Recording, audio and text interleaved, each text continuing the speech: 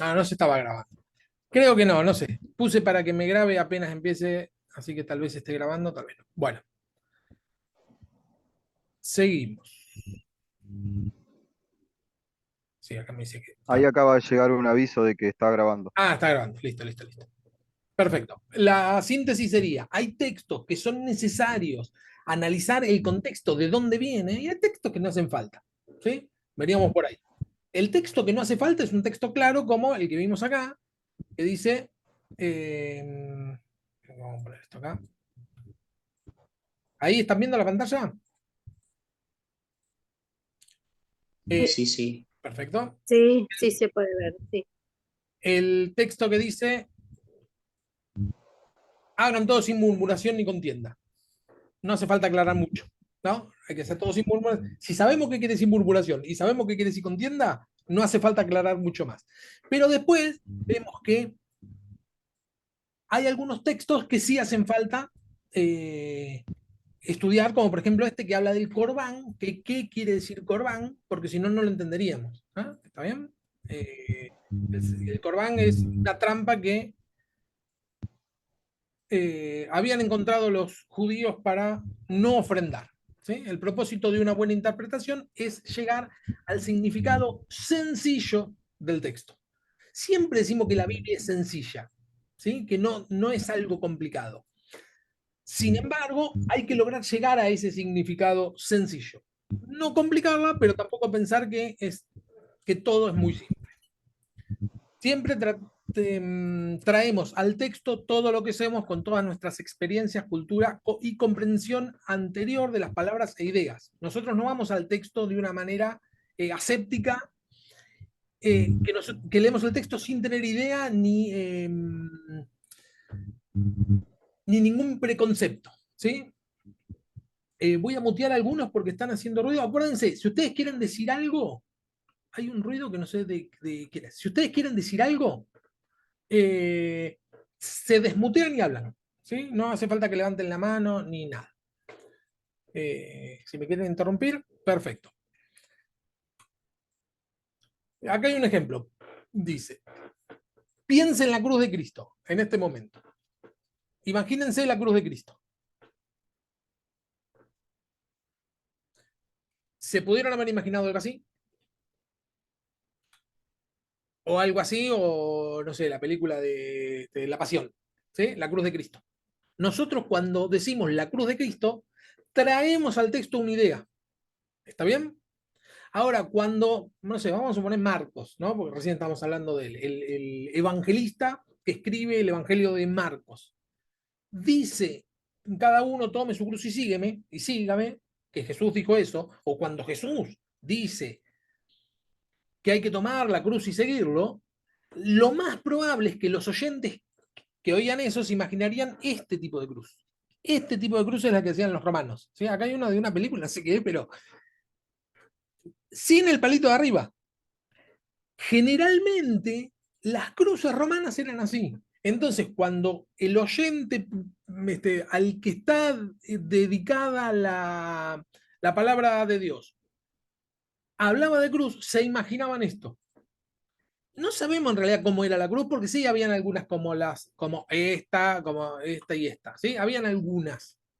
Sin embargo, no lo sabemos.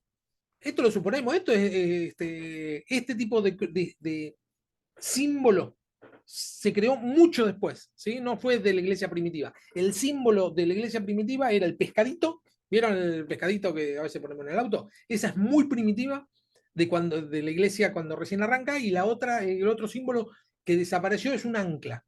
Usaban mucho un ancla como símbolo cristiano. La cruz se implementó mucho tiempo después, ¿sí?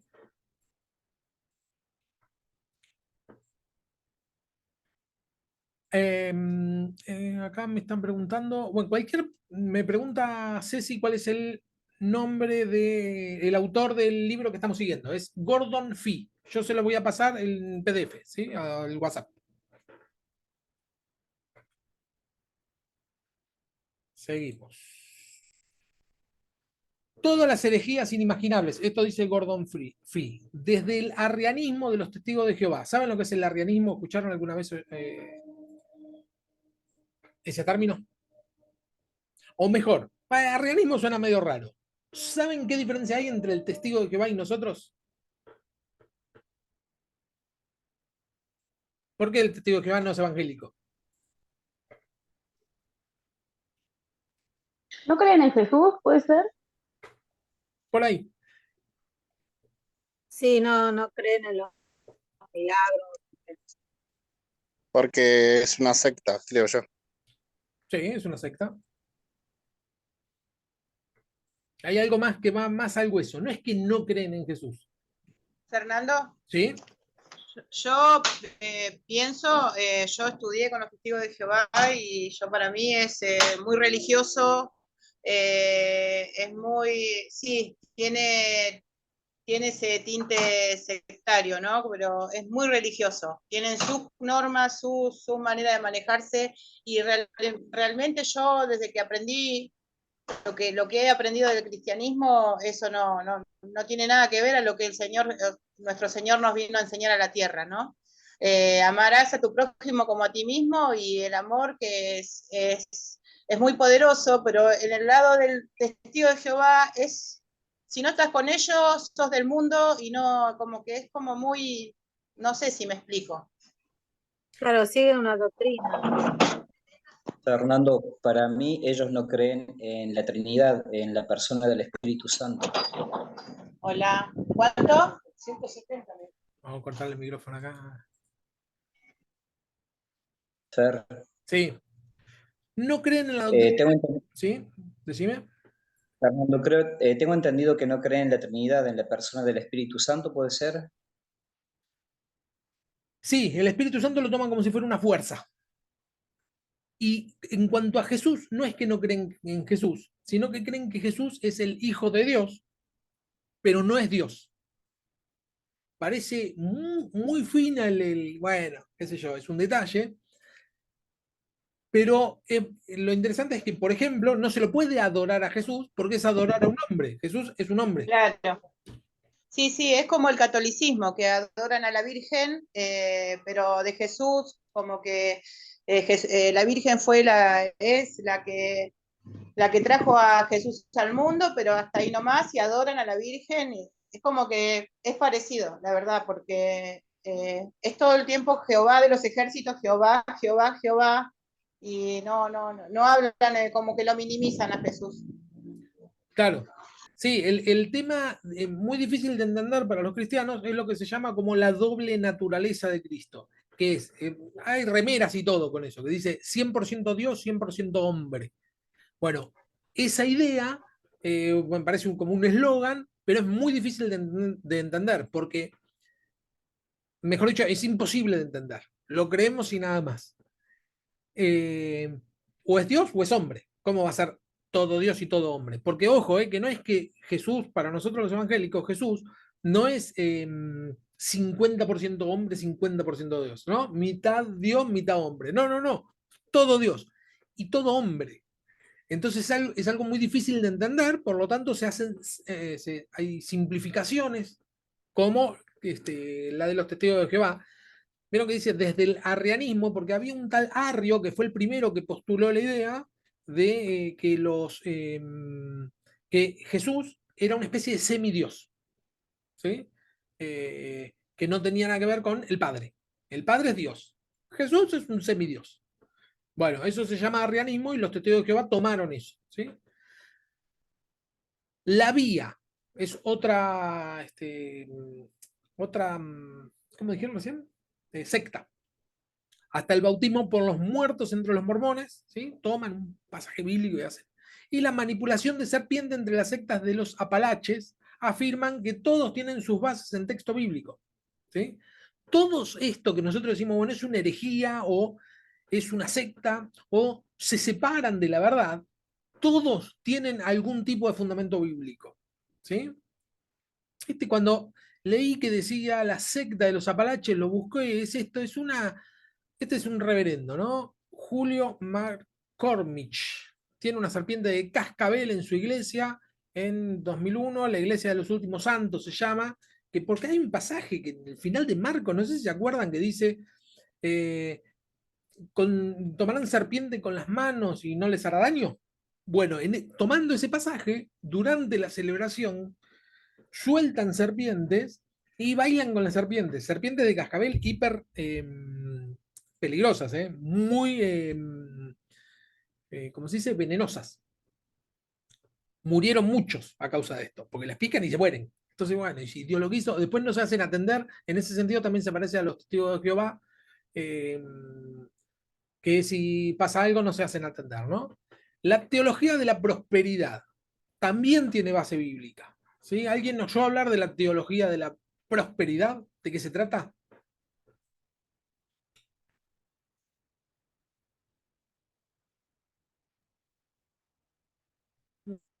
No, la verdad que no.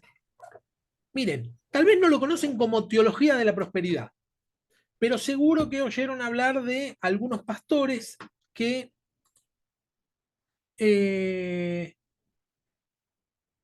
tal cual. Acá agrega Ceci, se agarran de un texto para armar sus propias creencias. Agarran un texto, la teología de la prosperidad es lo mismo. Toman un texto bíblico y dicen que la idea es esta, que todo cristiano tiene que prosperar económicamente, si no, no es cristiano. Esta es la foto de un avión de un pastor, ¿no? Un avión privado. Dice que si no prospera económicamente es que no es buen cristiano. ¿Sí? Basado en texto bíblico donde el Señor nos promete que nos va a prosperar. ¿Está bien? Y si no prosperamos, por lo tanto, es que no somos buenos cristianos. Se hace una simplificación de un tema medio, ¿cómo se dice? Delicado, ¿sí? Un segundito. Puede ser también que se extienda a Sí. otras áreas, no solo la económica, sino también al tema de la salud, o sea no, o sea que Tal cual. un hijo de Dios no debería enfermarse, que si te enfermas es por algún pecado y toda una línea así muy fina. Sí, que si no, sí, tal cual. Si, Después, también algo que está avanzando mucho en este tiempo son los solo Jesús, es la teología de los unicida, algo sí, así, teología de la unicidad, algo así, no me acuerdo. unicidad, sí, tal cual. Unicidad. Solo Jesús. Que es Y que, que ellos sí, a ver, ¿qué sabes de eso? Sí, sí, tenemos una iglesia cerca de los solo Jesús y algunas personas están congregándose con nosotros y por ahí a veces me preguntan por qué nombro tanto al Espíritu Santo, porque se ve que eh, esa secta anula por completo al Espíritu Santo, ¿no? claro. Eso, Sí, sí, solo Jesús dice que es un error pensar en tres personas, el Padre, Hijo y Espíritu Santo, sino que siempre es Jesús. Así como yo, Fernando, soy papá a veces, soy hijo a veces, soy hermano a veces, pues lo mismo Jesús. Padre es hijo y él tiene el Espíritu Santo, ¿no? Es como, también, porque el tema de la Trinidad no se entiende, ¿eh? Pero no sé si vieron que en Facebook hay un montón de gente que se tira en contra de la doctrina de la Trinidad, porque es inentendible, en serio lo digo que es inentendible. Lo que pasa es que la única forma que tenemos de resolver algunos problemas, entre comillas, bíblicos, Dios se va manifestando, ¿no? En la Biblia, como es su naturaleza. Y la única forma que tenemos de entenderla es que el Padre es todo Dios, el Espíritu Santo es todo Dios y el Hijo es todo Dios. Sin embargo, los tres son uno solo. No es que el Padre, pasa lo mismo que con la doble naturaleza de Cristo, ¿no? No es que el Padre es un tercio de Dios, el Hijo es un tercio de Dios y entre los tres hacen uno. No, no, no, cada uno es suficiente. Y los tres son uno. Cuando ibas a la iglesia, te explicaban, si no entendías, con el huevo. claro, La cáscara, la yema y la clara. sí, Siendo yema sigue siendo huevo, clara sigue siendo huevo y la cáscara sigue siendo huevo. sí. Y sin las tres, no es un huevo. Entonces, ¿está bien? Pero tiene un problema esa teoría, que es que la cáscara sola no es un huevo completo. Sin embargo, el Padre solo es Dios completo.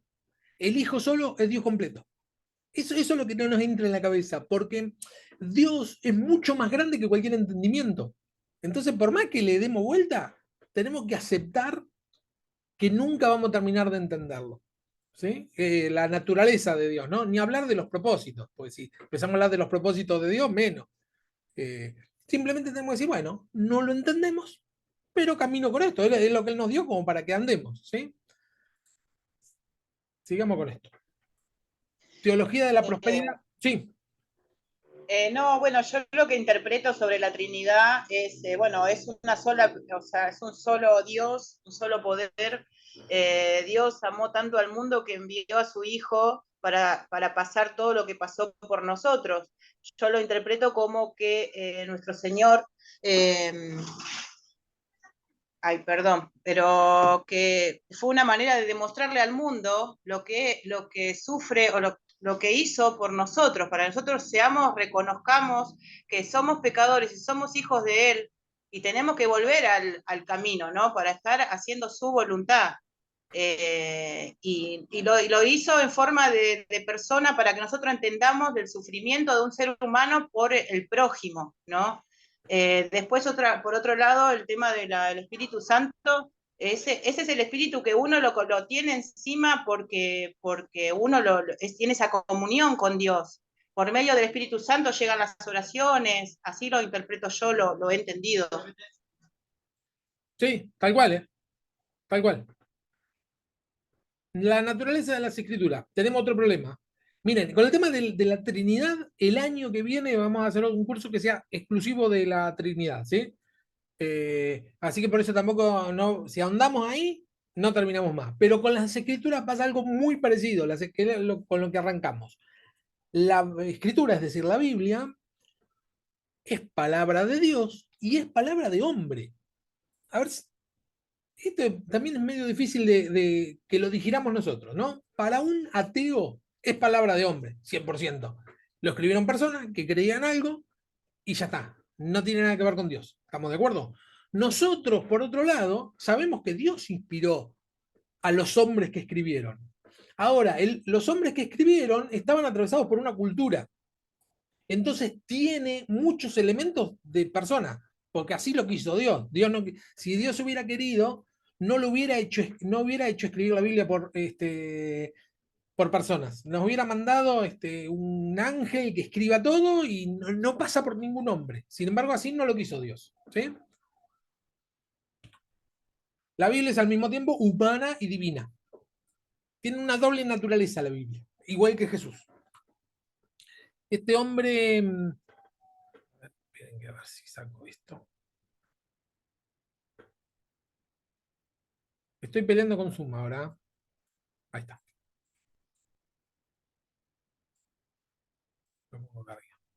Perfecto. George Ladd dice, la Biblia es la palabra de Dios dada en palabras humanas dentro de la historia.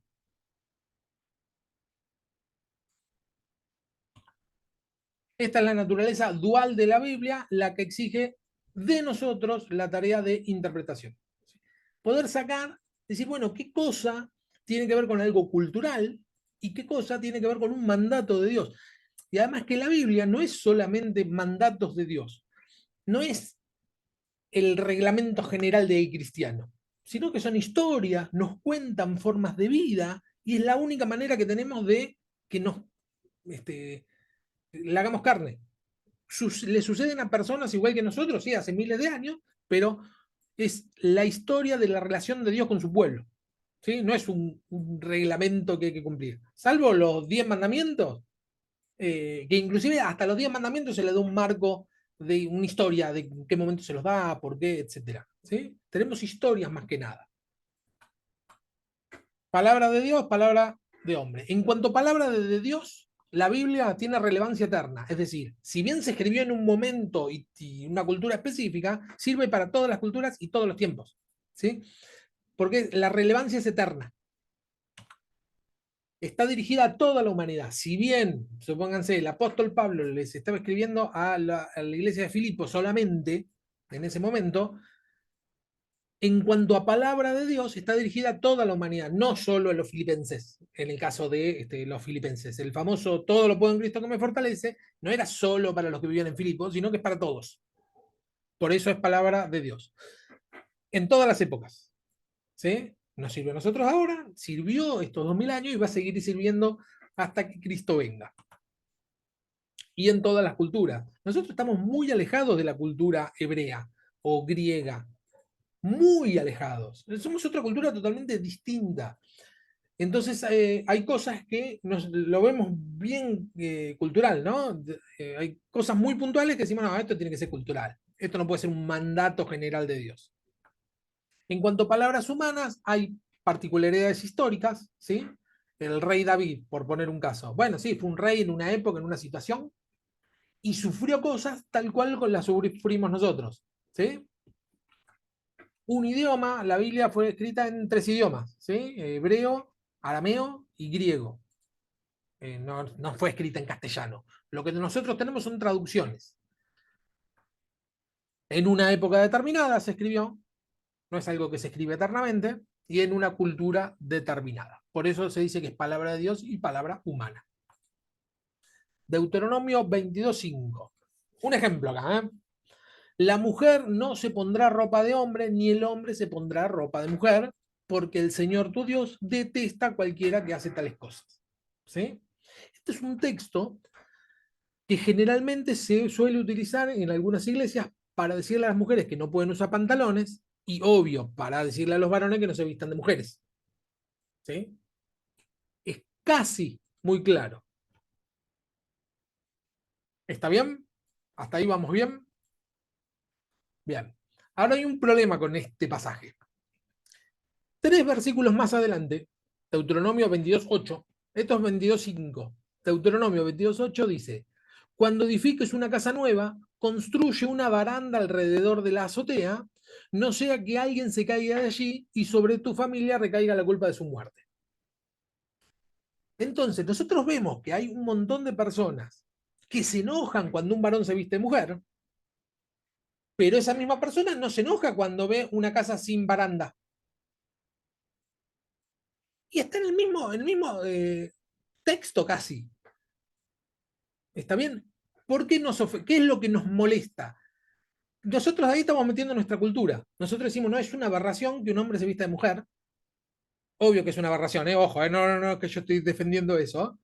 Obvio que es una aberración. Entonces, utilizamos algún tipo de pasaje para justificar nuestra indignación.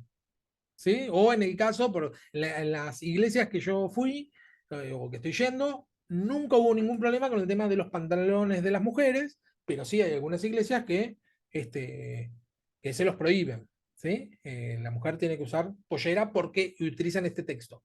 Ahora, el que les manda a que no usen de ninguna manera un pantalón, seguramente en su casa no tiene una baranda en el techo.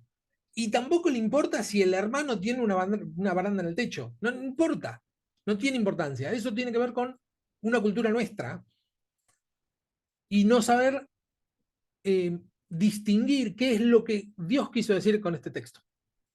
¿Sí? No poder distinguir, sacarle, como se dice, el trigo de la paja. ¿Sí? Poder sacar, bueno, ¿por qué está diciendo esto? ¿A qué se refiere? Dice que no hay que mezclar en nuestras vestimentas 2 tipos de tela. Se utiliza mucho, acá no lo puse, pero hay otro pasaje que se utiliza para decir que no hay que ponerse de novio con alguien que no sea cristiano.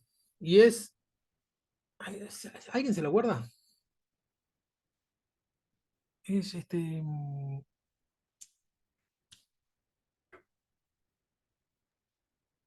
¿Qué habla del yugo desigual? ¿Puede ser? exactamente, ahí estamos. No me salía el término.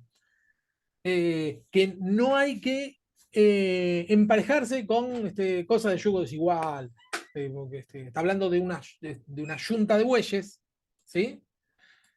Las yuntas de bueyes son 2 bueyes que se le pone el yugo, es decir, un palo que cruza 2 bueyes, y si son desiguales, uno tira más que otro, ¿sí?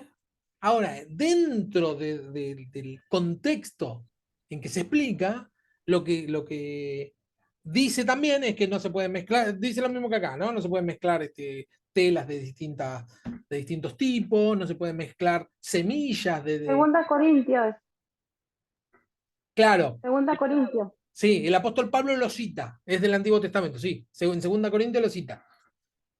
En el texto que está diciendo que van a andar dos si no están de acuerdo, sí.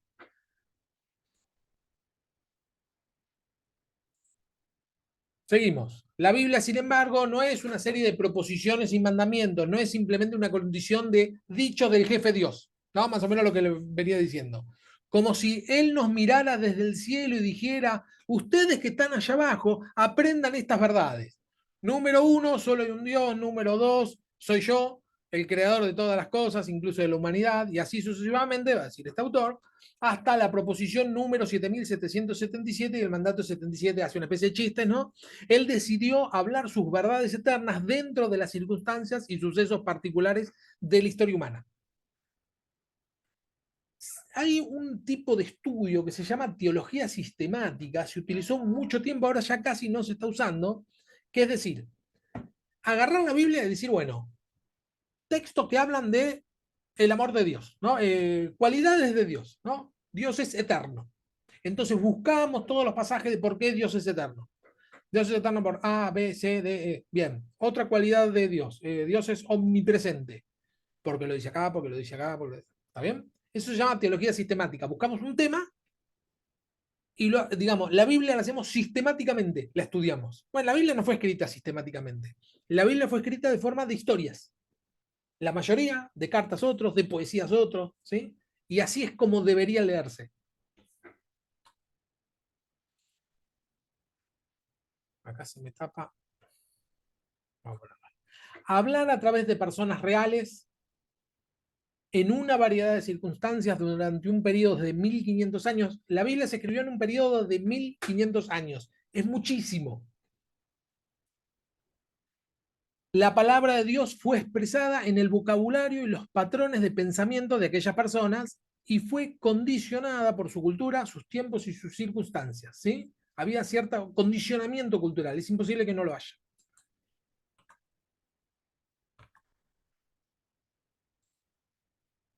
¿Estamos?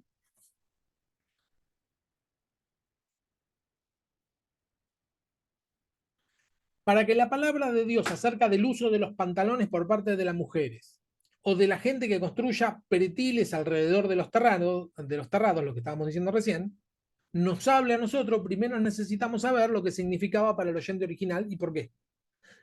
No va a ser relevante para nosotros hasta que no entendamos por qué era relevante para esas personas. ¿Sí? Si nosotros solamente cortamos el texto y lo traemos acá, no va a tener el mismo significado que tenía originalmente. Lugo decía, los testigos de Jehová se toman en el pasaje de me seréis testigo y en el que en eso arranca. Sí, señor. Y Ceci había dicho, imponen doctrinas, no lo había visto, lo acabo de leer, perfecto. Seguimos. Uno de los aspectos más importantes del lado humano de la Biblia es que para comunicar su palabra a los humanos de todas las condiciones, Dios decidió usar casi toda la clase de comunicación disponible. Es lo que estábamos hablando hoy, ¿no? Historias narradas, genealogías. ¿Vieron ubican las genealogías, no? Isaac engendró a Jacob, Abraham engendró a Isaac, Isaac a Jacob, Jacob a, ahí nombra las 12 tribus. Y después empieza tribu por tribu. Este engendró al otro, Obeda, tal, tal, tal. Bueno, también es un género literario, la genealogía. Y nos dice algo. ¿Sí? Genealogías, crónicas, es decir, sucesos históricos, ¿no? Toda clase de leyes, hay leyes en la Biblia, pero no es todo ley. Varios géneros de poesía. ¿Por qué dice varios géneros? Porque uno es el típico del salmo, ¿sí? Poesía clásica. Pero otros son los proverbios, también es un tipo de poesía. Proverbios, oráculos proféticos, adivinanzas, dramas, es decir, como si fueran obras de teatro. Ustedes vieron que Job, el libro de Job, es como si fuera una obra de teatro. ¿No? Aparece Dios hablando con el tentador, después, ¿no? Se plantea todo como si fuera una obra de teatro. La otra, el que se supone que es casi un musical, es Cantar de Cantares. ¿Sí? Está escrito en poesía, pero van pasando cosas. Es como si fuera un musical, ¿sí? De aquella época. Adivinanzas, dramas, bosquejos biográficos, parábolas, cartas, sermones y revelaciones. Cuando habla de revelaciones se está refiriendo al Apocalipsis, ¿sí? El género ese, hay algo en Daniel. Vieron que en Daniel hay algunos textos que son muy parecidos al Apocalipsis. Porque en realidad se parecen porque está escribiendo en el mismo estilo, ¿sí? El género apocalíptico. Bien, la primera tarea es la exégesis, para entender un texto. La exégesis es el estudio cuidadoso y sistemático de las escrituras para descubrir el significado original propuesto. Es fundamentalmente una tarea histórica. Es el intento de oír la palabra como debieron haberla oído los destinatarios originales. La exégesis, esa palabra rarísima, lo que significa es eso, decir, bueno, ¿qué pasó? ¿Qué, ¿Qué pasaba en el contexto? ¿Por qué se escribió esto? ¿Qué pasó? ¿Cómo era la sociedad? ¿Por qué se dice? ¿A quién se le dice? ¿En qué circunstancias? ¿En qué ocasión? ¿Con qué propósito? ¿Sí? Eso es exégesis. Generalmente para este tipo de tareas necesitamos eh, algún tipo de ayuda del tipo o diccionario o comentario. Ahora vamos a ver qué elementos podemos utilizar para ver de qué se trata. ¿Sí? Ojo que esto es el tipo de lectura de estudio de la Biblia. No tiene nada que ver con la forma de lectura devocional. La lectura devocional es leo la Biblia, me llega, ya está. No hace falta más. Ahora el estudio exegético, o todo lo que vamos a ver ahora, tiene que ver más que nada para poder comunicar eso. ¿Sí? Para poder explicar, enseñar. Si vamos a dar clase o para poder comunicar esto que a nosotros nos llega profundamente. ¿Sí? Y a veces le sacamos algún provecho que no lo hubiéramos sacado si lo leíamos por arriba. La tendencia es a usar la exégesis solamente cuando hay un problema obvio entre los textos bíblicos y la cultura moderna, pero es aconsejable usarla siempre. ¿Eh? Mateo 18:15. Por tanto, si tu hermano peca contra ti, acá presten atención porque hay tarea. Hay tarea, digo, tienen que opinar ahora. Así que vayan pensando. Mateo 18:15. Por tanto, si tu hermano peca contra ti, ve y repréndele estando tú y él solos. Si te oyere, has ganado a tu hermano.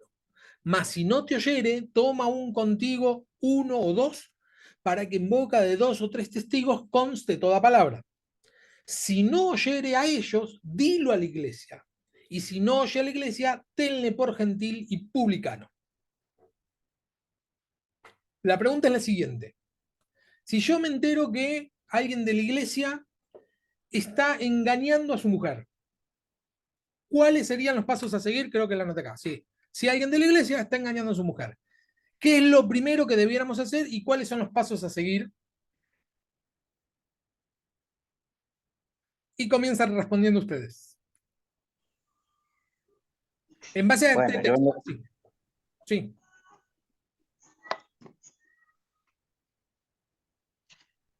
Yo pienso que tendríamos que consultarlo, ¿no? Buscar consejo, a ver cómo llevar adelante esa situación. ¿No? Yo sé, lo que tengo claro que tenemos un pastor que es la autoridad en la iglesia, es buscar un consejo a ver cómo tendríamos que proceder. Perfecto. Pero vamos a suponer, vamos a hacer de cuenta que nosotros somos la autoridad. ¿No? Y tendríamos que hablar con él Sí. y bueno, dice que si él no entra en razón, buscar uno o dos testigos, hablar nuevamente con él, si no entra en razón, bueno, ya después hablarlo con toda la iglesia, ¿no? A ver Sí. sí, así. Y bueno, y si permanece en el pecado, ya no considerarlo un hermano en Cristo, y es lo que interpreto. Y perfecto. eh, A ver, Edgar.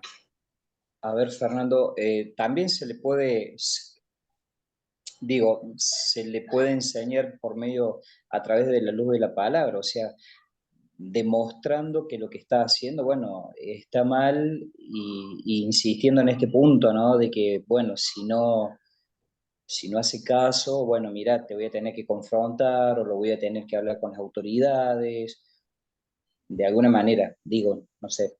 Está perfecto. Ojo, Nos estamos basando en el texto este que acabamos de leer. Así que céntrense bien en ese texto. Ajá. Hasta ahora es razonable todo lo que están diciendo. Fernando, yo también, Sí. bueno, no me enfoqué bien en el texto, lo que estoy ocupada, pero yo lo que interpreto según la pregunta también, si estuviera en un lugar de pastorado, es demostrarle lo que nos enseña, ¿no? Nuestro Señor, que hay pasajes donde dice lo que une Dios no lo desune el hombre.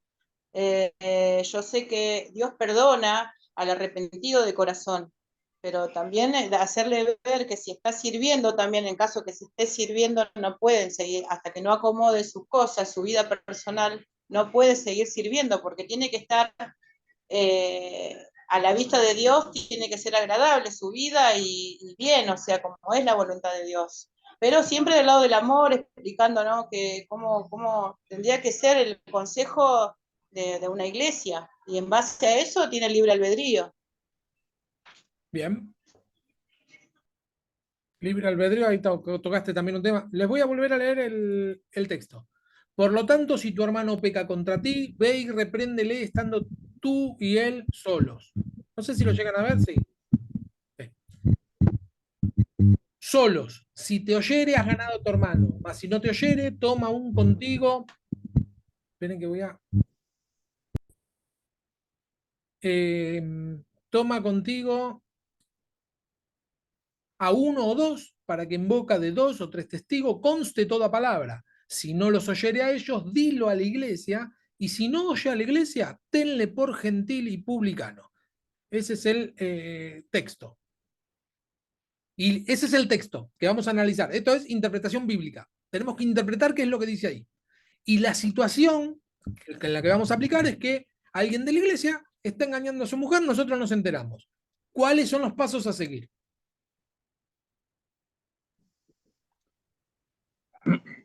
Sí. Hola, buenas noches.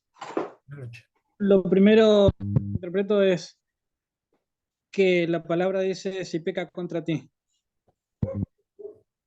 Si al engañar a la mujer, digamos, contra mí no está pecando contra su mujer y contra el Señor. Genial. Excelente. Y ahí terminó, ¿eh? Y ahí terminó la tarea. Excelente, Lugo. ¿Cuál es tu nombre? Porque dice Lugo, pero no me acuerdo tu nombre. Ramón. Ramón. Dice, Un capo, arranca Ramón. diciendo. Nosotros ya íbamos a hacer carnicería.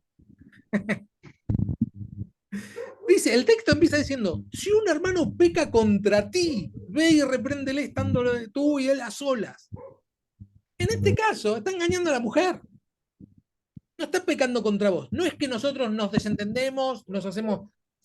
Por eso fue razonable todo lo que dijeron, ¿eh? No es que hubieron respuestas equivocadas. Fue razonable.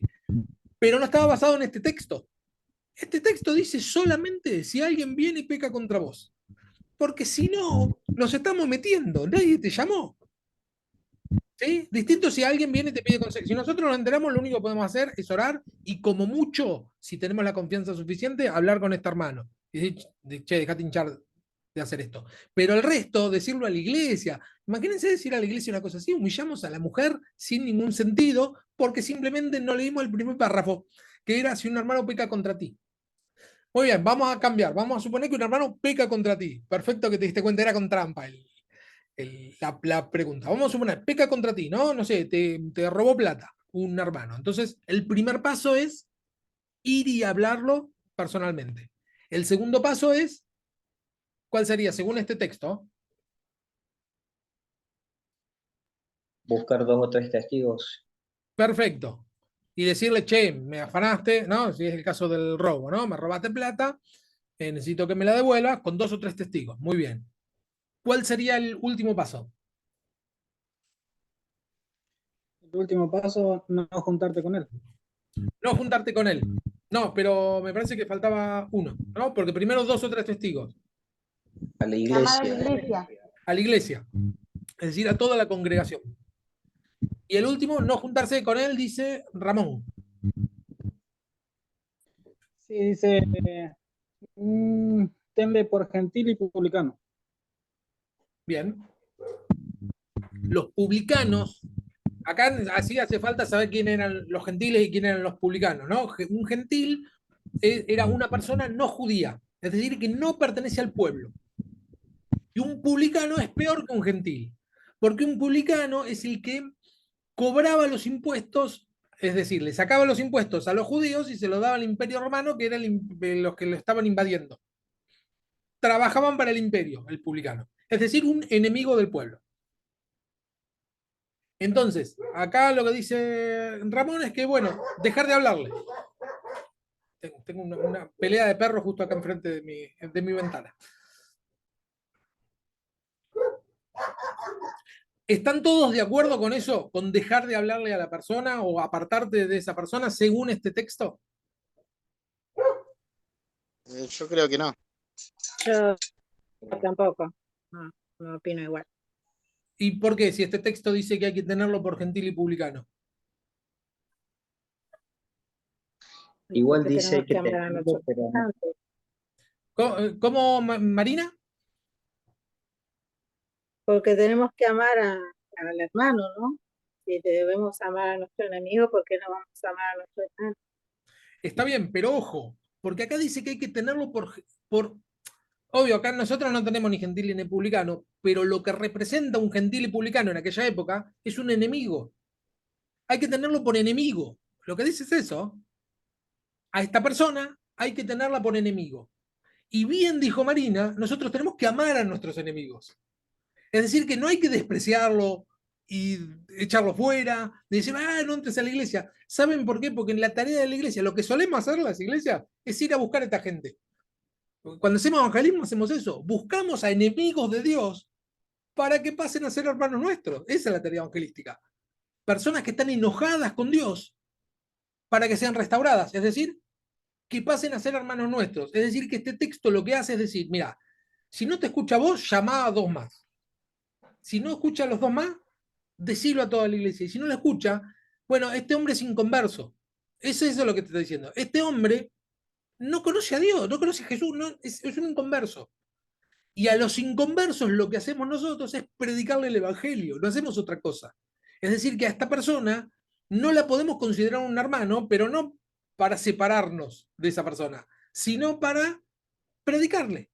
No conoce, no aceptó, no se dio cuenta, no es un cristiano. Y hay que amarlo como amamos a todos los que no son cristianos. ¿Sí? Digo, creo que la mayoría que hace tarea evangelística lo que hace es ir a buscar a enemigos de Dios. Dice la palabra que nosotros éramos, cuando estábamos distanciados de Dios, éramos enemigos de Dios. ¿Sí? Y alguien nos predicó y nos amigó con Dios. ¿Sí? Nuestra tarea es la de, como dicen Reina Valera, es de amigar con Cristo. El término reconciliación, dice Reina Valera. Nos dio el ministerio de la reconciliación. ¿Sí? Es decir que si un hermano peca contra mí, según este texto, primero asegurarme que esté pecando contra mí. Lo segundo es que yo no puedo hacerme el tonto, no puedo decir, bueno, es un tema de él está enojado, es un tema de él. A mí ni me importa porque yo no le hice nada. No, peca contra vos, vos lo que tenés que hacer es ir a hablar con esa persona, porque la Biblia te lo está diciendo. ¿Sí? Y el texto sigue, vamos a leer un poquito más, porque hay algo muy interesante en lo que sigue. ¿Ahí lo pueden ver todos?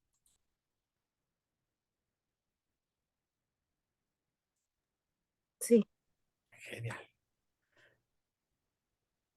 Este es el texto que leímos recién, ¿no? Si te oyes, dilo a la iglesia, etc. Y continúa con esto.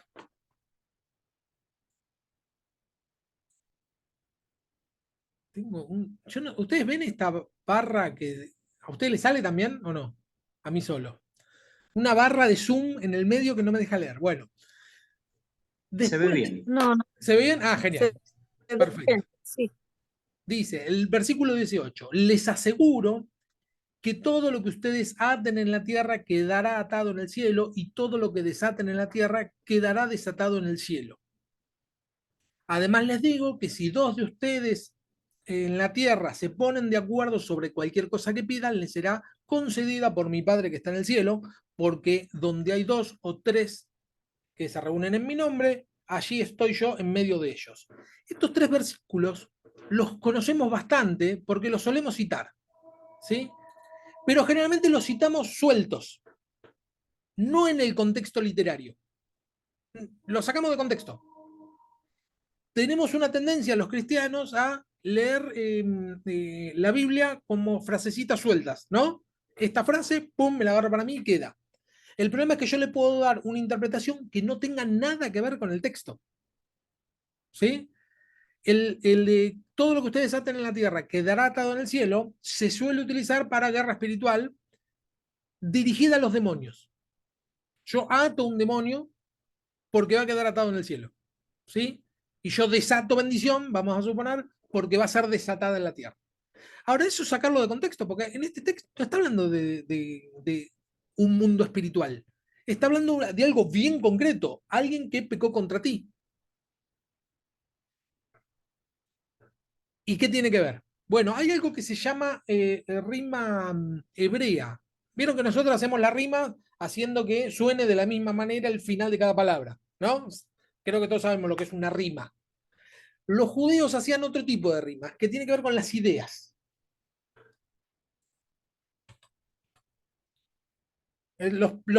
Pinté las rimas para que se vea mejor. De verde pinté, porque si tu hermano peca contra ti, ve y repréndele estando tú y él solos. Si te oyere, has ganado a tu hermano. Tiene que ver con el 18. Les aseguro que todo lo que ustedes aten en la tierra quedará atado en el cielo y todo lo que desaten en la tierra quedará desatado en el cielo. Es decir, que la intención con la que yo voy a hablar con mi hermano es de desatarlo. El pecado con el cual el hermano pecó contra mí, lo ata a él y me ata a mí. Entonces yo tengo que ir con una actitud de perdón. Esto no es que yo lo estoy, me desperté inspirado. Este tipo de poesía, este tipo de rimas, los hebreos lo usan muchísimo, todo el tiempo. ¿Sí? O sea, cualquier hebreo, sí, hebreo o judío de la época de Jesús, leía esto y lo entendía tal cual les estoy diciendo ahora. Veía la rima. Segundo texto, más si no te oyere, toma aún contigo a uno o dos para que en boca de 2 o 3 testigos conste toda palabra, tiene que ver con este. Además les digo que si 2 de ustedes, ven que dice, llama a 2 testigos, porque si 2 de ustedes se ponen de acuerdo en cualquier cosa que pidan, será concedida por mi Padre que está en el cielo. Es decir, que si no lograron desatar esta situación, bueno, anda con 2. Porque si 2 de ustedes se ponen de acuerdo, yo lo voy a hacer, dice el Señor. Y la última es, si no oye, dilo a la iglesia, y si no oye a la iglesia, tenle por gentil y publicano, tiene que ver con el último, que es, porque donde hay 2 o 3 que se reúnen en mi nombre, allí yo estoy en medio de ellos. Está hablando de la congregación. Él está en medio de ellos. Esto es una rima judía. Un texto, es decir, 1, 2, 3, 1, 2, 3. Es en ese orden, ¿ven? Verde, amarillo, celeste, verde, amarillo, celeste. Cada uno de estos 3 textos, que generalmente los sacamos de contexto, tiene que ver con estos 3 dichos anteriores. De lo que está hablando es lograr restaurar una relación entre 2 personas que se rompió. Es el único motivo. Y lo último que dice, bueno, y si no oye a la iglesia, bueno, es que es inconverso tu amigo. Tiene que conocer el Evangelio. De eso se trata el texto este. Joven rico, ¿cómo estamos de hora? Estamos bien. El joven rico. Bueno, acá hay un texto. ¿Se acuerdan de qué iba la historia del joven rico? Sí, sí, más o menos. No muy segura, pero Bien. Que Jesucristo se cruza con un joven rico y el joven rico le habla con él y Jesús le dice, deja todo tus bienes, deja todo y sígueme. Y el joven rico no dejó porque se vio aferrado a sus bienes materiales y siguió su vida en el mundo. Y por eso se refirió a esta expresión cuando dice eso, que es difícil, pero bueno, así lo interpreto yo. Está perfecto, sí, te acordás perfecto del texto. Sí, sí, muy bien. Era el. Que en realidad, miren, detalle, de color, detalle. El joven rico es un título que se le puso a la Biblia Reina Valera. Un título que se le agrega después, en el 1500, por ahí. ¿Sí? En el texto original no tiene el título El joven rico. Y cuando leemos el texto, en ningún lado dice que es joven. Es más, se supone que es grande porque dice, yo todo esto lo guardé desde mi juventud, dice el hombre este que habla con Jesús. Dice que vino uno a hablar con Jesús y Jesús le dijo, bueno, cumplí todos los mandamientos. Sí, sí, todo esto yo lo cumplí desde mi juventud. Es decir, que joven no era, pero eso es un detalle de color. ¿Sí? Ustedes piensen que el texto bíblico no son los títulos. Por eso varía entre una versión y otra. ¿Sí? Si yo leo en NBI, por ahí tiene otro título que en Reina Valera, porque el título lo agrega el autor, el traductor. ¿Sí? Nada, es un detalle como para que lo sepan. Dice, Jesús miró alrededor y les comentó a sus discípulos, qué difícil es para un rico, no es la historia acá que acaba de contar Ceci, ¿no? Dice Jesús, qué difícil es para un rico. Miren que me sigue tapando esto, me está tapando la lectura, ahí está. Qué difícil es para los ricos entrar en el reino de Dios. Los discípulos se asombraron de sus palabras. Hijo, qué difícil es entrar al reino de Dios, repitió Jesús. Les resulta más fácil a un camello pasar por el ojo de una aguja que a un rico entrar en el reino de Dios. Termina con esa frase, ¿no? A ver si acá puse algo más al respecto. O... Sí, acá lo puse. Bien, vamos para atrás. ¿Alguien escuchó hablar algún tipo de interpretación de este texto? ¿Que es más fácil que un camello pase por el ojo de una aguja a que un rico... Sí, lo he escuchado. Bien, ¿qué Sí, explicación escucharon? se ha repetido varias veces eso. Sí. ¿Y cómo se explica? A ver si. Yo lo entiendo que antes para entrar antes en los pueblos había como un pórtico, digamos, como todo un paredón. Entonces dice que a la noche ya se cerraba, a cierta hora se cerraba el portón a la entrada de la ciudad. Y solamente quedaban como unas pequeñas puertitas que le decían agujas, algo así.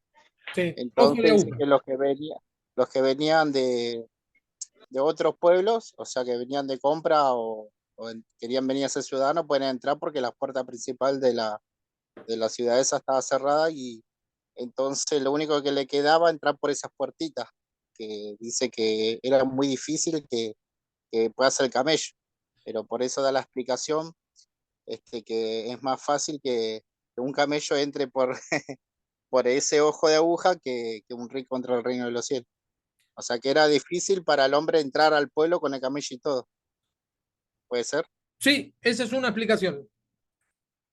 ¿Alguien conoce otra? Esa es la. Sí, a ver, si alguien conoce otra o si conocía esta.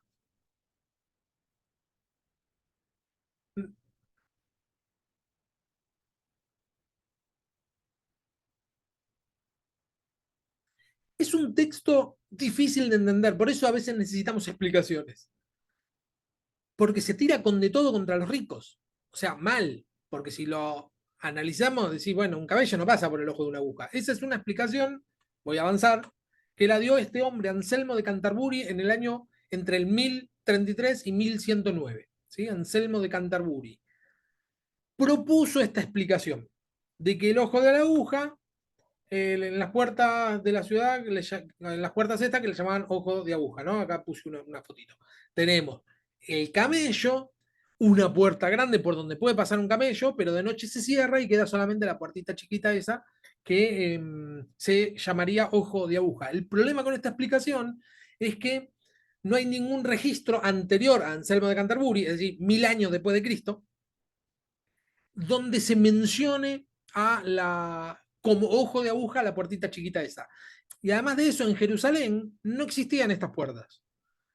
Entonces es una explicación un poco complicada para este texto. ¿Sí? O sea, hay que ponerle muchas ganas para decir esto. Pero además pasa el siguiente error. Porque dicen que los ricos, con esta explicación, agregaba esto, ¿no? Que es que los camellos eran animales de carga. no eran solamente grandotes, sino que se los cargaba con muchas posesiones. ¿Sí?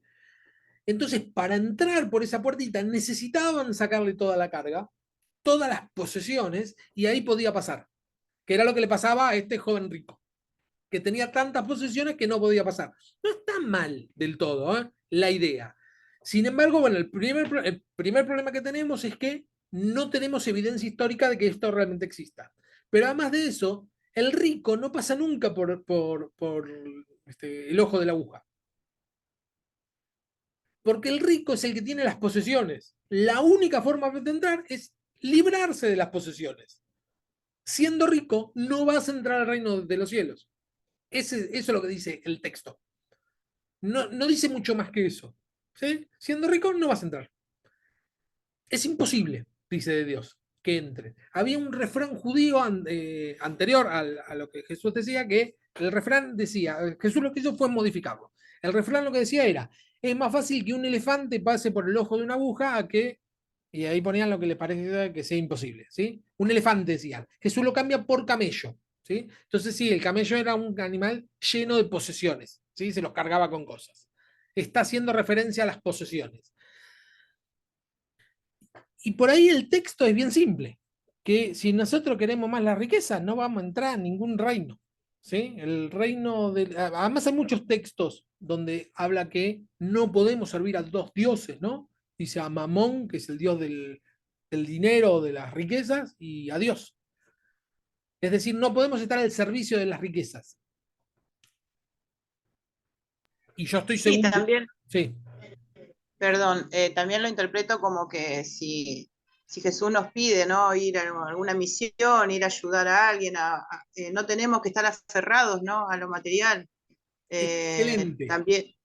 También porque tenemos que estar a la voluntad de Él, somos hijos de Él y tenemos que hacer su voluntad. Así que, bueno, y también hay otra, no sé si tiene algo que ver, pero el tema es este texto que dice que ancho es la puerta para toda la gente, ¿no? Y angosto es el camino al reino de Dios. Y no muchos, y no la mayoría no pasa. O sea, eso también lo llevo a esto, ¿no? Porque cuesta a veces estar en el mundo, vencer la carne, los deseos materiales, pero bueno, Él nos pide que lo sigamos a Él, Él es así. Excelente. Sí, está bien la comparación con eso, ¿eh? Dice, ancha es la puerta y espacioso el camino que lleva a la perdición, pero angosta la puerta y angosto. Sí, sí, está muy bien. Interesante eso por ahí para hacer un estudio a ese respecto. Sigamos, porque ya me voy a ir de tema. Si alguien quiere opinar algo, interrumpa. ¿Eh? Bien. Dice, ¿por dónde empezamos? ¿Sí? Para hacer un estudio bíblico. Este es, digamos, el capítulo introductorio. ¿Eh? Estamos haciendo un análisis muy general de todo.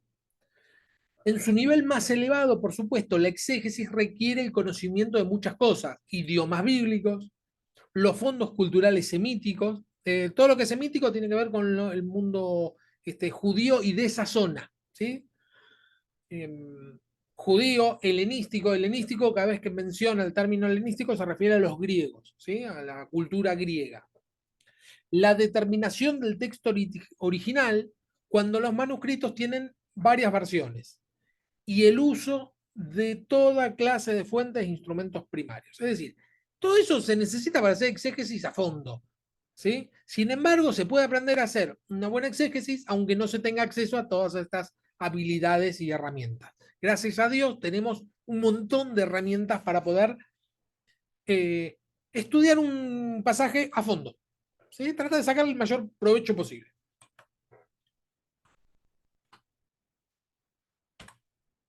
La clave es aprender a leer el texto con cuidado y hacer las preguntas apropiadas acerca del texto. Miren, lo mejor para leer un texto es leerlo primero. Leemos un texto, ¿no?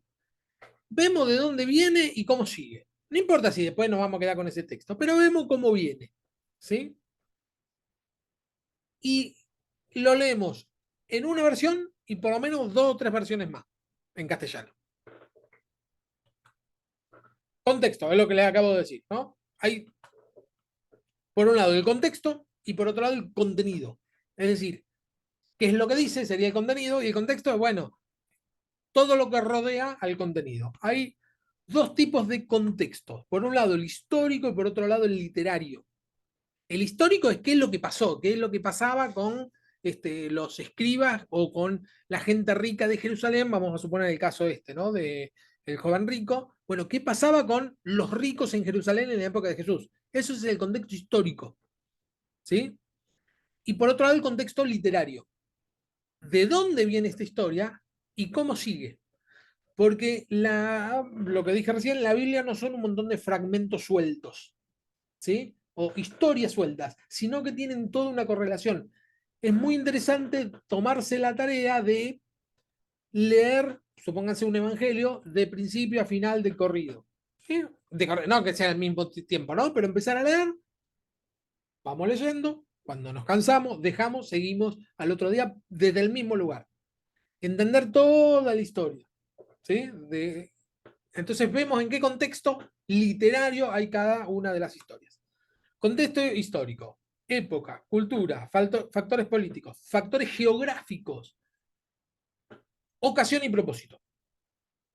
Factores geográficos, es re interesante eso en todo, ¿no? Pero sobre todo cuando habla de las batallas en el Antiguo Testamento, ¿no?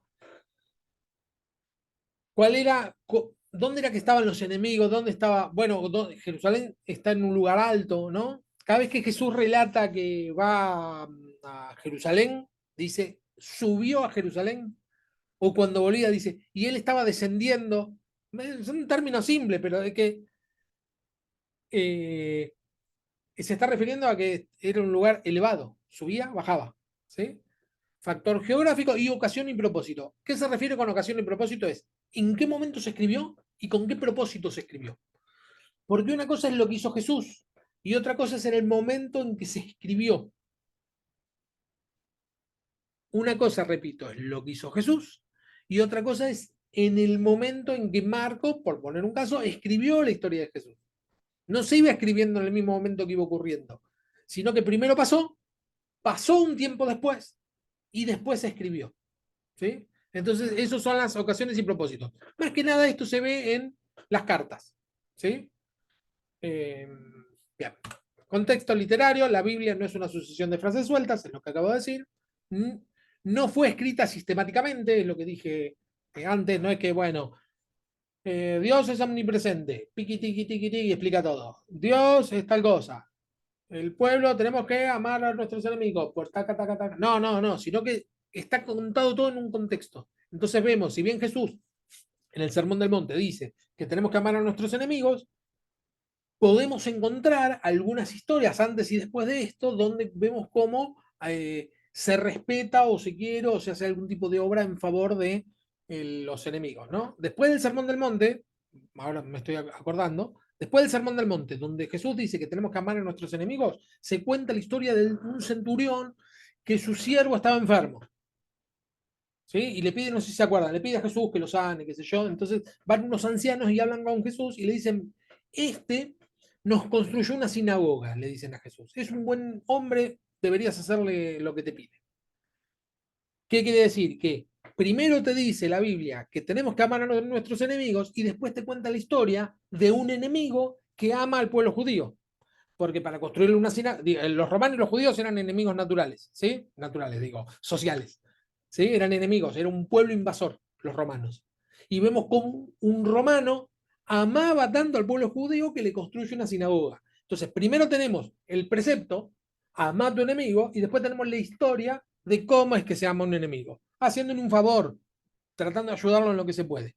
¿Sí? Es bien concreta la Biblia. Y por otro lado, el contenido, significado de las palabras claves, ¿sí? Por ejemplo, la que habíamos visto, el término corbán, bueno, es una palabra clave muy importante en el texto de, si estudiáramos el de que es más fácil que un camello pase por el ojo de una aguja, bueno, las palabras claves son rico, aguja, a ver qué es, a ver si es esta historia, si es otra cosa, camello, a qué se refería cuando decía el término camello, ¿sí? Palabras claves, que nosotros decimos, bueno, esta palabra, esto se saca por intuición, no es que vamos a tener a alguien que nos dice cuáles son las palabras claves, sino que vamos leyendo y decimos, bueno, sin esta palabra en concreto no tendría historia, bueno, estudio en profundidad esa palabra. ¿Qué instrumentos tenemos para hacerlo? Lectura de varias versiones, es decir, yo primero leo, no sé, en Reina Valera, porque es la que más me gusta, es con la que me convertí y es con la que me sale a repetir la Biblia, listo. Pero después leo en otras versiones, ¿sí? Leo el mismo texto en NBI, leo el mismo texto en, no sé, Dios habla hoy, en Biblia de los Hispanos, hay un montón de versiones, ¿sí?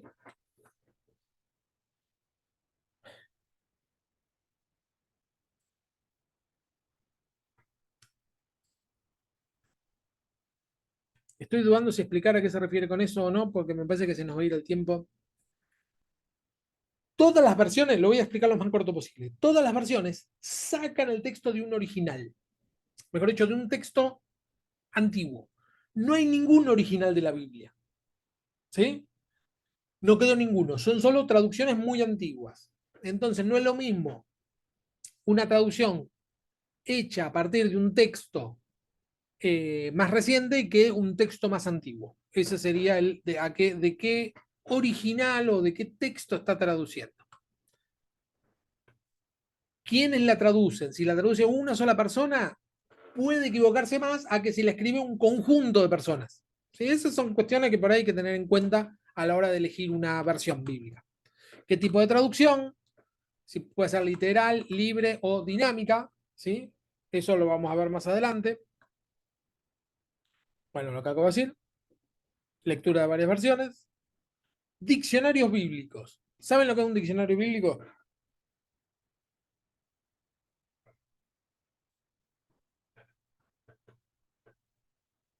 Son diccionarios bíblicos. Bueno, son diccionarios que dan el término de algunas palabras bíblicas en el contexto bíblico. No es lo mismo que yo busque en un diccionario común, no sé, la palabra fariseo, a que si lo busco en un diccionario bíblico. Va a ser más puntual la respuesta de un diccionario bíblico. Todo esto lo pueden tener absolutamente gratis, ¿eh? No es que hay que comprar todo esto. Yo ahora después les voy a decir, mejor dicho, les voy a pasar lo que sé que es para, para computadora nada más. El que tiene celular todavía no tengo nada como para pasarle, pero para computadora yo tengo una Biblia, después un día se las muestro así como estoy haciendo ahora. Una Biblia que es un software que es re liviano, lo pueden instalar en cualquier máquina. Yo la tengo en computadora que tengo, computadora que lo instalo, donde tiene todas las versiones bíblicas que quiero, todos los diccionarios, todos los comentarios, ¿sí? Entonces se puede hacer un estudio más simple.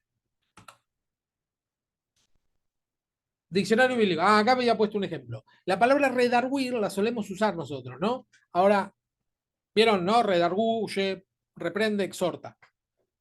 O que la Biblia fue escrita para redarguir. ¿Sí? Es una palabra rara. Si la buscamos en el diccionario, nos va a decir que redarguir es utilizar el argumento del otro en favor nuestro.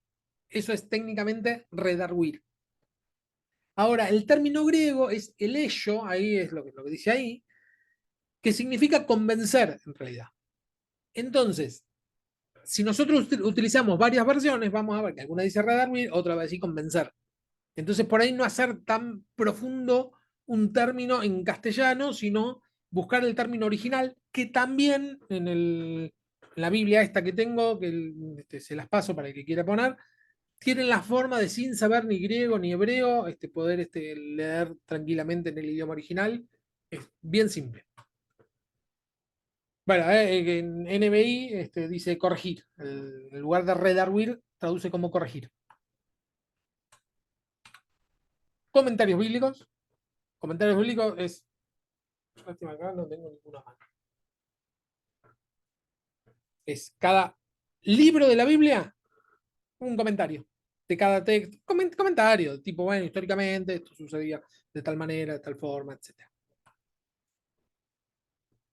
Eso en cuanto a la exégesis. La primera tarea, habíamos dicho, es la exégesis. La segunda, no es que vamos por la mitad, esto ya acá ya casi estamos terminando, porque en exégesis hay mucho para estudiar. Pero en hermenéutica, que es la otra palabra rara, son dos palabras nomás, es simple, exégesis y hermenéutica. La hermenéutica es poner en práctica hoy y ahora en nuestra situación esto que estamos aprendiendo. ¿Sí? Aunque la palabra hermenéutica de ordinario cubre el campo de la interpretación, incluso de la exégesis, va a decir el autor, también se usa en el sentido más restringido de la búsqueda de relevancia contemporánea de los textos antiguos. Es decir, ¿qué relevancia tiene hoy para mí el texto este? ¿A mí de qué me sirve? ¿Sí? Buscar la relevancia hoy. Nosotros sabemos que la Biblia es atemporal. Bueno, para encontrar el significado de hoy, ¿qué es lo que se hace cada vez que se predica? ¿No? En la Biblia no habla, supónganse, de la drogadicción. Sin embargo, cuando se habla en una predicación de la drogadicción, el Señor te va a sacar de la droga, lo que estás haciendo es hermenéutica. ¿Sí? Es decir, te lo traigo al problema actual que tenés hoy. Eso es hermenéutica.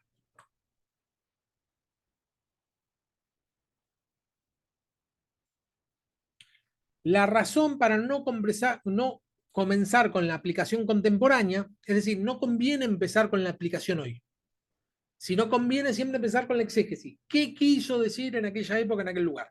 Y después, ¿qué me quiere decir hoy? Dice, la razón para no comenzar con la aplicación contemporánea, aquí y ahora, es que el único control apropiado de la hermenéutica se encuentra en el propósito original del texto bíblico. Es decir, que la única manera que tenemos de no sacar de contexto, es decir, bueno, ¿qué quiso decir en la época que se escribió? Esa es la primera tarea. La segunda tarea siempre es traer a la práctica. Bueno, ¿y esto de qué me sirve a mí? ¿Esto de cómo lo aplico? ¿Sí? Esa es la tarea de la hermenéutica. Como se dijo antes en este capítulo, va a decir el autor, esto está en el libro, se los voy a pasar, ese es el significado sencillo que se busca. De lo contrario, a los textos bíblicos se le podría dar el significado que tiene para cualquier lector. Es decir, si yo no busco cuál es el significado original, termino dándole el significado que se me dé la gana a mí.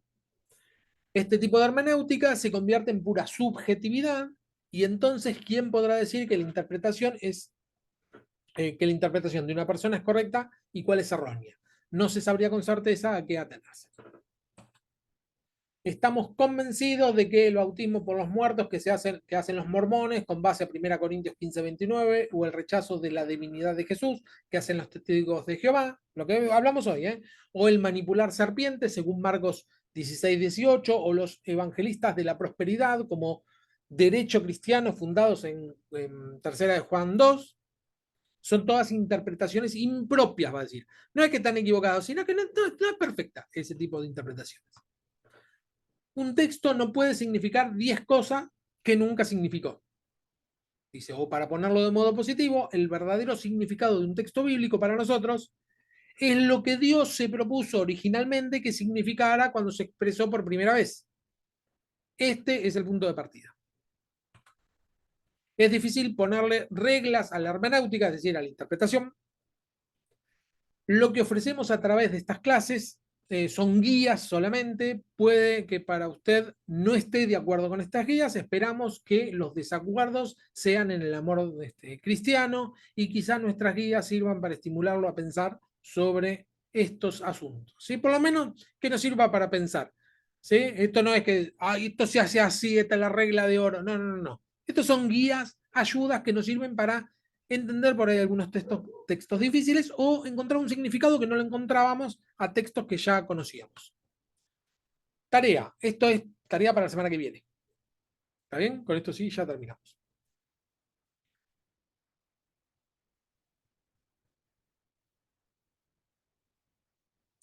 Analizar el siguiente texto. Cuando llegaron ante Jesús, le rogaron con insistencia lo que vimos hoy. Este hombre merece que le concedas lo que te pide. Aprecia tanto nuestra nación que nos ha construido una sinagoga.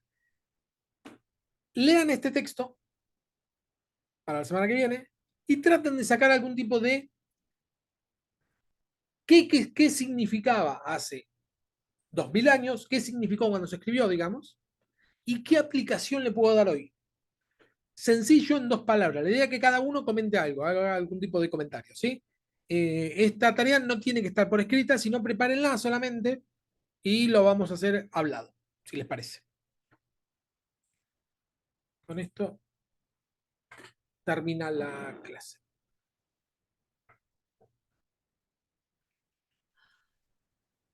¿Alguna pregunta? Sí, ¿me decís dónde está en qué pasaje bíblico es el texto? Sí, te Eh, lo... Espera un poquito. Sí, te lo... para. Lucas 4 y 5. ¿Cómo? Lucas 7, 4 y Sí. 5. Lucas 7, 4, 5, ok, perfecto. Igualmente, se los voy a pasar ahora, se los voy a pasar por WhatsApp. ¿Está bien? Así que tranqui. Les voy a pasar el PDF con los textos y la tarea. ¿Está bien? La idea es que lo analicen. ¿Sí? Y que cada uno diga algo. ¿Está bien? Eso es todo. Es una especie de introducción, la de hoy. Vamos a ir. La idea es que sea bien práctico, que no sea tan hablado por mí, porque si no los voy a terminar durmiendo encima para la hora que es. La idea es que entre todos vayamos analizando, viendo en qué tipo de instrumento utilizamos, si está bien, si está mal, etcétera. ¿Sí? Les voy a pasar, no ahora, pero mañana a la mañana, les voy a pasar el link para que se enganchen en el grupo de WhatsApp. El que quiere, no es obligación. Yo igualmente les paso a cada uno la tarea y el video o el link del video. Eso va a estar el jueves. ¿Está bien? Bien. ¿Alguna pregunta? Una pregunta, Fernando. Sí, Esto sería, o sea, lo que vos diste hoy, esta introducción. sí. O sea, sería lo que dice en el, ¿cómo se llama? En el curso que hay que pagar los 3.500 que vienen a hacer las clases teológicas. Esto Exactamente. sería la introducción de esto. Claro, en realidad ya arrancamos con el curso. Sí, hay algunos, me parece, yo esto no lo chequeé porque lo hacemos por dos vías distintas, que todavía no pagaron la cuota, no hay problema, lo pueden pagar la semana que viene, eso es lo de menos, digamos. Esta es la primera clase, ¿sí? Algunos hizo Sí. la inscripción y no llegó a pagar la cuota, no hay ningún problema, lo paga la semana que viene, eso es lo de menos. Los que están acá o los que les mandé la invitación son los que se inscribieron. Hay algunos que lo van a estar viendo grabado, esto porque creo que se inscribieron 20 y algo. ¿Sí? Sí. Con el tema administrativo, después mandaba o un WhatsApp o un mail y preguntaba a ver cómo es, eso es lo de menos. ¿Sí? Yo me encargo de dar la clase nomás. ¿Está bien? Para hablar con Y otra pregunta, administración, sí. La administración, el mail es administración sí. arroba prosiguelameta.com. Sí, Eh, o sea, ¿qué sería, cómo sería una clase como lo diste ahora por semana? sí, Así sería. claro. Los martes Ah, de 8 a sí, 22. o sea, está bien.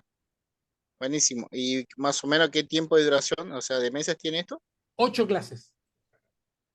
Cuando Ah, 8 termina, clases. claro, después de las 8 clases empezamos otro curso. En realidad en total son 4 cursos al año.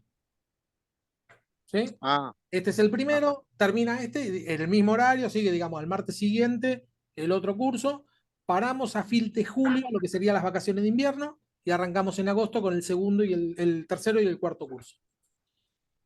Buenísimo. Y el año que viene hay 4 cursos más. En total son 8 cursos. Yo después te mando el programa. Pensé que eso se lo había mandado, me parece que no se los mandé a todos. El programita para que veas bien todas las materias que son, qué nombres y bueno, de qué se trata. ¿Sí? Fernando, te hago una consulta. Sí, ¿Vas a pasar por WhatsApp? Bueno, digamos lo que nos diste ahora, ¿no es cierto? Le pegamos sí, sí. una repasadita, Les voy a pasar leemos. el texto completo, es decir, el capítulo completo de este que estábamos viendo. El resumen del PowerPoint que les pasé, que es un resumen, y el link con el video este. ¿Está bien? Genial. Bueno, ¿alguien que quiera orar para despedirnos?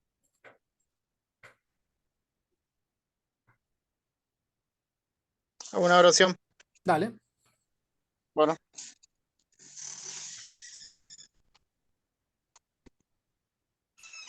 listo. Bueno, Padre Dios de la Gloria, en el nombre de Jesús. Señor, te agradecemos en esta hora porque nos permite es poder aprender más por medio de estos cursos. Y Señor, te pedimos siempre la guía de tu Espíritu Santo para que podamos entender y aprender, y como Nando también, que poder llevar el Evangelio, Señor. Este,